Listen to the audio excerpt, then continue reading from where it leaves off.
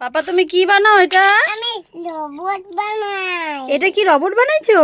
হ্যাঁ, কি সুন্দর করে বানাইছো, দেখো তো একদম সেম টু সেম এইটার মতন। এই যে দেখো, দেখো গাইজ, এই যে এইটার মতন সেম টু সেম বানিয়েছে, দেখো কি বুদ্ধি, দেখো। সেন্টিসম বিক্রি হয়েছে।